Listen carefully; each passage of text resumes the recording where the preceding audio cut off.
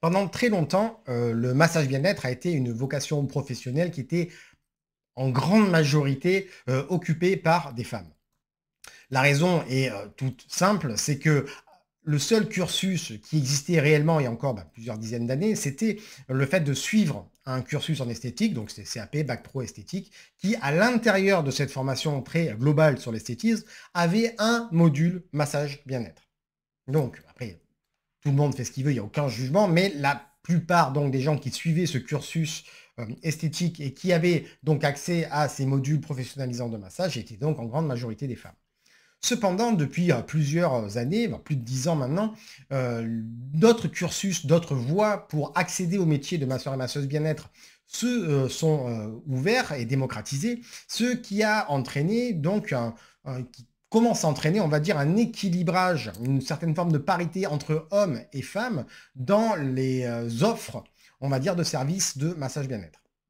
D'ailleurs, je peux moi-même le mesurer, dans le type de personnes, le genre de personnes qui, suivent mes formations, parce que j'ai suivi déjà presque un peu plus de 500 élèves. Il y a, je ne vais pas dire une parité, équivalente, mais une parité parfaite, mais il y a environ on va dire entre 55 et 60 de femmes pour 45-50 d'hommes. Donc vraiment, c'est un métier qui a de plus en plus tendance à s'extirper de la notion, de genre et qui, vraiment, intéresse le panel complet de la population. Donc c'est une activité qui maintenant s'exempte de cette notion de genre. Et cependant, beaucoup de personnes qui viennent me voir, d'ailleurs c'est souvent des hommes qui me posent la question, ils me disent: «Oui, mais est-ce que c'est pas plus difficile pour un homme de réussir dans le massage bien-être plutôt que pour une femme?» Et c'est un sujet important et sur lequel il me semblait important de justement de revenir, d'apporter quelques précisions, aussi vous donner des réponses et des clés de compréhension, afin que vous ayez une idée précise de la réalité des choses pour pouvoir faire votre choix en connaissance de cause et vous lancer dans de bonnes conditions. Donc le premier point que l'on peut aborder, c'est le stéréotype que les clients peuvent avoir sur le genre du professionnel du massage auquel ils réservent une séance. Il y a une notion fausse, hein, mais évidemment, que un masseur homme va donner un massage plus appuyé, avec donc plus de force, plus de poigne et plus tonique, alors qu'une femme aurait plutôt tendance à donner un massage beaucoup plus doux, enveloppant, maternant, voilà. Donc ça, c'est un peu les stéréotypes. Et il est vrai que selon l'éducation, la culture du client, il est possible que cette information qui est même pas conscientisée, je pense, peut déjà l'orienter vers, un genre plutôt qu'un autre pour le choix de son professionnel du massage. D'un autre côté, on peut avoir tous un rapport différent au contact avec, une personne du même genre ou du genre opposé.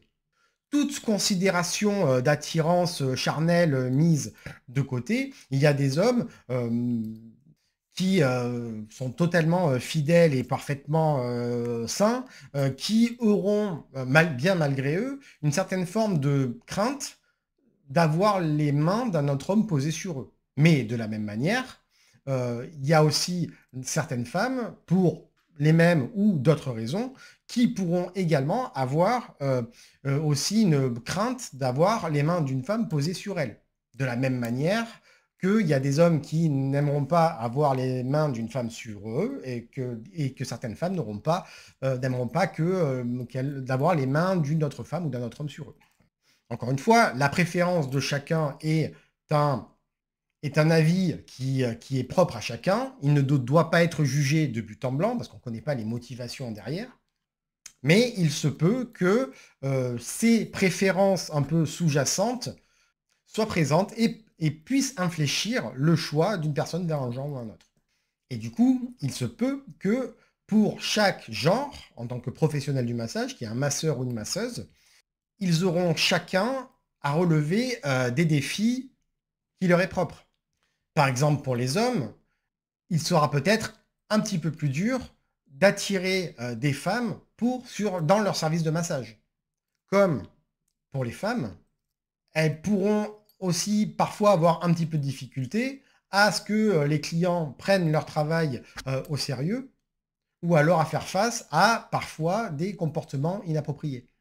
Donc, que ce soit dans un domaine ou un autre, chaque genre peut être confronté à des défis, mais quoi qu'il en soit, cela ne détermine absolument pas les chances de réussite ou pas. Car là, je vous ai parlé de manière un peu globale et limite assez réductrice, parce que concrètement, encore une fois, il y a aussi des personnes, hommes ou femmes, qui ne veulent pas se faire masser par des masseuses. Et comme aussi les gestes inappropriés peuvent aussi arriver aux masseurs, aux masseurs de genre masculin. Et d'ailleurs, moi, j'en ai fait moi-même l'expérience 2 fois, avec une fois une cliente femme et une fois un client homme. Et j'en parle dans la vidéo des clients toxiques, si vous voulez, si ça vous intéresse, je développe un peu le sujet. Et en plus, pour aller même encore plus loin dans, on va dire, la minimisation de ces phénomènes, il faut savoir que il est possible que ces tendances s'inversent, plus ou moins. Et selon l'endroit où vous vous trouvez, il est possible que ces différents pourcentages et parts de défis puissent être aussi modulés à la hausse ou à la baisse. Donc ce que je veux vous dire par là, c'est que chaque genre être confronté à certains obstacles, chaque genre peut avoir à relever ses propres défis, mais qu'au final, les chances de réussite ne sont pas forcément infléchies ou alors maximisées, que ce soit pour un homme ou pour une femme. Car même si, évidemment, le fait de trouver des clients est un élément important, majeur même, du développement d'une activité, la vraie compétence, le vrai game, si on peut dire ça comme ça, c'est de savoir fidéliser les clients. Parce que le nombre de clients, au bout d'un moment, va forcément avoir un chiffre fini. Mais ce qui va vous permettre de développer une activité rentable dans le massage est bien la capacité à faire revenir les clients une fois qu'ils sont déjà venus chez vous. Et ça, que les choses soient claires, le genre n'a aucun impact sur, euh, sur la capacité que vous allez avoir à fidéliser vos clients ou pas. Mais les éléments qui vont vraiment faire la différence, c'est la qualité de vos massages, l'originalité de vos séances, la qualité de toutes les parties de la construction de votre prestation de service, votre relation clientèle, vos techniques de vente et les outils marketing que vous utilisez pour augmenter votre visibilité et toucher une nouvelle clientèle. C'est également ce que vous mettez de vous dans votre activité, c'est-à-dire car ce qui distingue un professionnel du massage à un autre est ce qu'elle y met dedans. C'est le professionnel qui est la valeur ajoutée de son service de massage, car le massage, c'est quelque chose d'universel. Tous les masseurs ou les masseuses proposent peu ou prou les mêmes prestations. Mais la personnalisation de la séance, le soin apporté à l'expérience client, la personnalisation de son service pour sa clientèle. Tout ceci sont les éléments déterminants de la qualité de votre prestation de service et donc de la satisfaction de vos clients et donc aussi de la fidélisation sur le long terme de votre clientèle. Pour vous donner un petit retour d'expérience, je prends mon propre cas où moi je me suis lancé dans le massage, donc c'était en 2015, donc j'étais un homme, il y avait près de 43 services de massage dans mon simple arrondissement, parce que je travaillais dans le 6e arrondissement de Marseille à l'époque, et il y avait une grande majorité de femmes d'ailleurs qui dans les services de massage, et pour autant j'ai réussi à tirer mon épingle du jeu et arriver à vivre complètement, pleinement de mon activité. Et je suis tombé sur tous les cas. J'ai eu des femmes qui m'ont refusé le fait que je sois leur praticien parce que le seul fait que j'étais un homme, et je l'ai respecté parce qu'il faut le respecter. Il y a des femmes qui étaient un peu frileuses à l'idée de se faire masser par un homme et qui ont changé d'avis. Il y a des filles qui voulaient pas se faire masser par un homme, qui se sont fait masser par moi et qui ont dit, ben non, vraiment, je préfère me faire masser par des femmes. Mais l'inverse est vrai aussi. Je suis tombé sur des hommes qui voulaient se faire masser que par des hommes et qui ont été contents.